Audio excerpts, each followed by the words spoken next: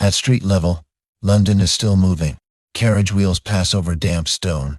Hooves strike the road. Voices collect beneath the buildings of Westminster, then scatter again into the evening.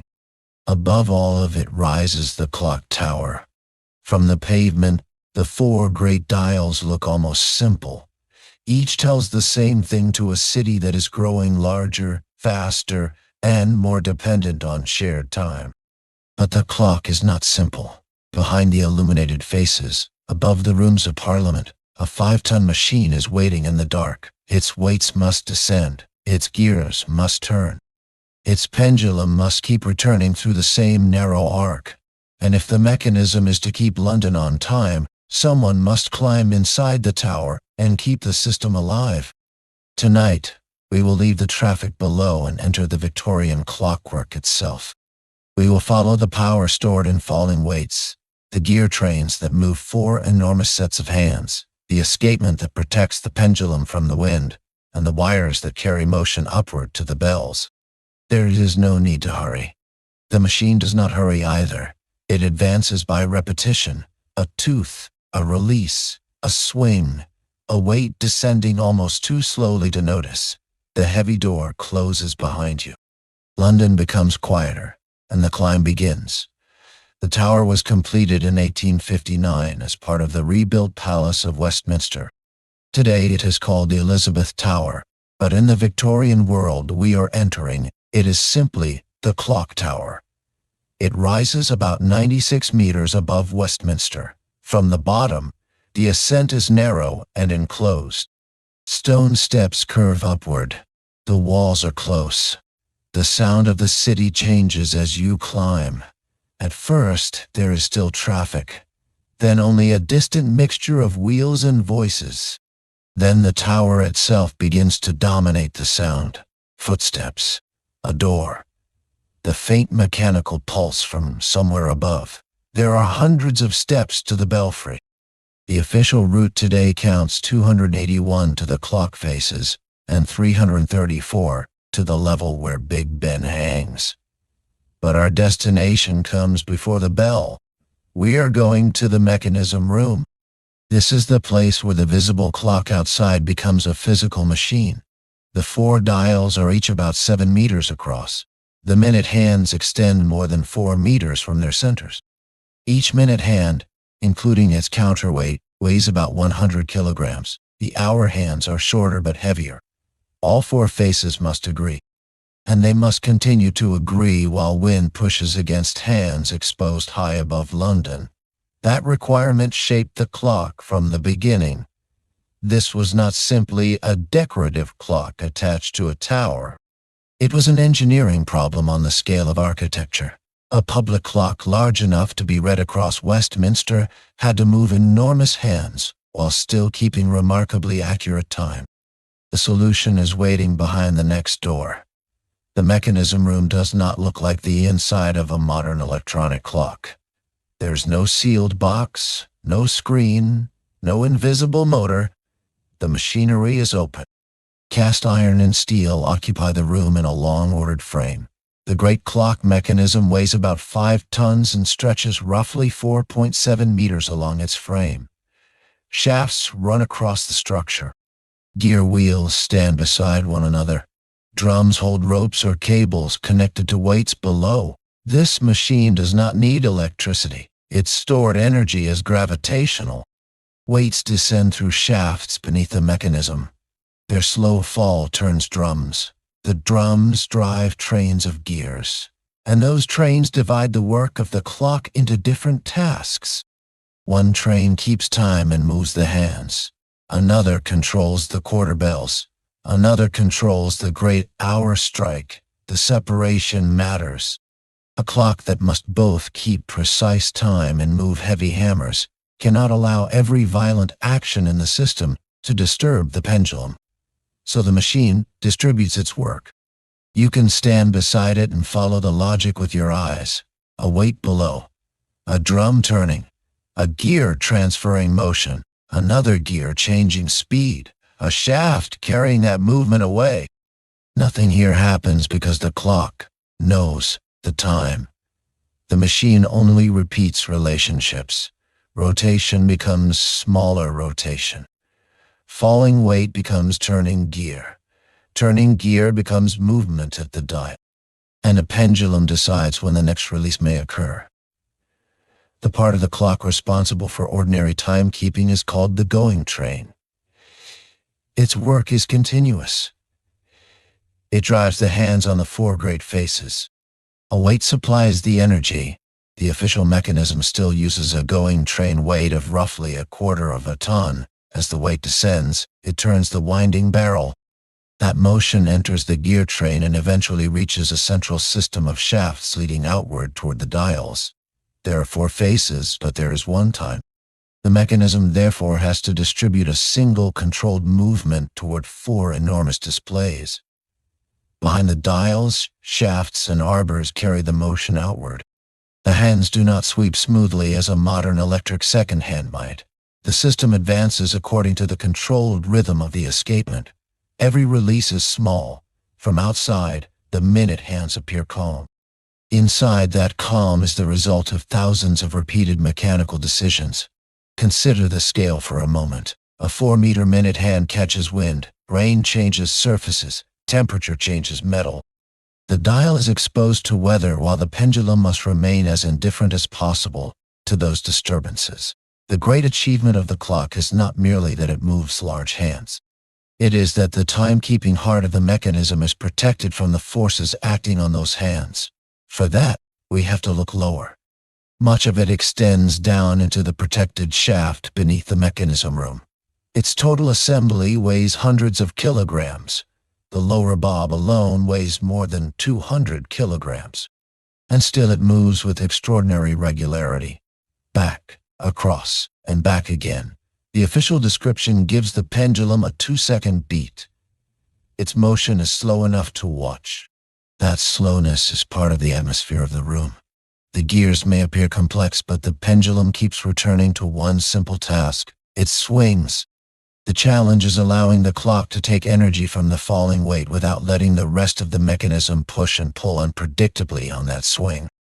This was the problem addressed by Edmund Beckett Denison's double 3-legged gravity escapement. The name sounds more complicated than the principle needs to be. The escapement separates the pendulum from many of the disturbances created elsewhere in the clock. Instead of forcing the pendulum to directly control the heavy machinery of the hands, the mechanism gives the pendulum a more consistent impulse. The result is that pressure on the exposed hands, including wind acting on the dials, has much less influence over the timekeeper. The pendulum can continue its measured work. This innovation was central to the clock's accuracy. In a tower exposed to London weather, that isolation mattered. The clock outside may belong to the skyline. Even a remarkable mechanical clock still needs adjustment. Temperature changes, materials change, friction changes, and timekeeping is judged against other standards. The great clock became famous for a wonderfully simple method of fine regulation. Old pennies are placed on a small shelf associated with the pendulum. Adding a single pre-decimal penny changes the effective behavior of the pendulum enough to make the clock gain roughly 2/5 of a second over 24 hours. A coin small enough to hold between 2 fingers can adjust a machine weighing tons. The contrast is almost absurd. Outside, 4 enormous faces dominate Westminster. Inside, accuracy can come down to the mass of a penny. This is not a trick. It is fine regulation. A mechanic observes the clock's performance. The rate is recorded. A small correction is made. Then the system is allowed to run again. The machine is large, but precision is built from tiny interventions. Massive ironwork surrounds a small coin resting quietly on the pendulum. The weights that power the clock cannot fall forever. Eventually they reach the lower part of their travel. The stored energy has been spent, so the weights must be raised again. Today, power-assisted winding helps the clock mechanics, and that equipment was introduced in the 20th century. In the Victorian period we are imagining, the winding is manual. Human effort returns the weights upward. The clock is therefore both automatic and dependent. Once wound, gravity can power it for long stretches, but the system still requires people to restore the energy it consumes. Imagine the rhythm of that work. A winding handle turns through gearing, and a heavy weight rises slowly through the shaft. The mechanic is not performing a dramatic repair. He is restoring the potential energy the clock will spend over the hours ahead. Then the winding stops. The weight begins its slow descent again. This is one of the quiet truths hidden behind every public clock. Time appears effortless from the street. Inside, it has to be wound. The clock tower does more than show time. It announces it. 4 smaller bells hang in the belfry with the great bell. They are fixed in place. They do not swing like many church bells. Instead, external hammers strike them. The chiming train in the mechanism room is powered by a much heavier weight than the going train. Official descriptions give it a weight of about 1,180 kilograms. When released, the falling weight turns the chiming machinery. A barrel controls the sequence. Wire ropes carry the action upward. The hammers lift, then fall against the bells. The familiar melody is a physical sequence encoded in the shape and timing of the mechanism. At 15 minutes, the pattern is brief. At 30, longer. At 45, longer again. At the hour, the quarter sequence is completed before the great bell marks the number of hours. The city hears music. The mechanism room experiences controlled release. Above the clock mechanism is the belfry. This is where the name Big Ben finally becomes literal. Big Ben is the great bell, not originally the tower and not the clock mechanism. The bell weighs about 13.7 tons. It is around 2.7 meters in diameter and more than 2 meters high, and it does not swing. A hammer strikes it from outside. The current official figure for that hammer is about 200 kilograms. The bell hanging here in the 1860s already carries a complicated history. It is the second great bell made for the tower. The first cracked during testing before installation. The replacement was cast at the Whitechapel Bell Foundry in 1858, and first sounded the hours in July 1859. Then it cracked as well. For several years, the great bell remained silent. The solution, implemented in 1863, was practical rather than elegant. The bell was rotated so that the hammer would strike a different place. A lighter hammer was used. A small square was cut to help prevent the crack from spreading. The bell returned to service. The crack did not erase its voice. It changed it. By the mid-1860s, when we are standing here, that repaired bell is part of the nightly machinery of Westminster. Below, a strike train waits for the hour. The strike train is another gravitational system. Like the chiming train, it is powered by a heavy descending weight. When the hour arrives, the train releases. A drum turns. A wire rope connects the mechanism below to the hammer above. The hammer is lifted and released. One strike, then another. The number is counted mechanically. The clock does not listen to the bell. It controls the sequence. The first strike indicates the hour. From outside, the sound belongs to the city. Inside the tower, you can trace it backward. Bell, hammer, rope, drum, train, weight. The enormous sound begins as a mechanical instruction. For a sleep story, we do not need to reproduce the true volume. Standing beside Big Ben when it strikes is extremely loud. The modern tour warns visitors about high noise levels and provides hearing protection. So tonight we can imagine the mechanism without forcing the room to roar. The hammer rises. The bell answers. Then the tower becomes quiet again. Move away from the bells and toward one of the 4 faces. From the street, the dial appears smooth and bright. From behind, it becomes architecture. A cast iron frame supports hundreds of pieces of opal glass. The dial is nearly 7 meters across. The hands extend beyond the scale of an ordinary room. Behind them, gearing connects the mechanism to the visible face outside. The public seizes a symbol. The mechanic sees loads, shafts, bearings, clearances, and weather. Every iconic surface has a hidden working side. A shaft carries movement outward. Gears reduce and distribute it. And finally, a hand shifts almost imperceptibly across glass. London looks up and sees the minute. Inside, we see the system that made the minute possible. The great clock entered service in 1859. That date matters. Victorian London was increasingly dependent on coordinated time. Railways had already helped push Britain towards standardized timekeeping, while factories, offices, newspapers, postal systems, markets, parliament, and transport all depended on schedules. Public clocks were not new, but the great clock at Westminster gave shared time a monumental face. Its dials were visible across the district, and its bells carried time through the air. Yet the machine was never perfectly independent. It required winding, inspection, cleaning, lubrication, adjustment, repair, records, human attention. The system that symbolized precision was maintained through routine care.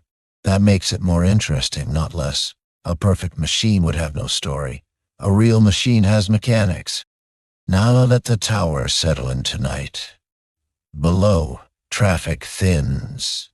The rooms of Parliament change as business ends or continues into the evening.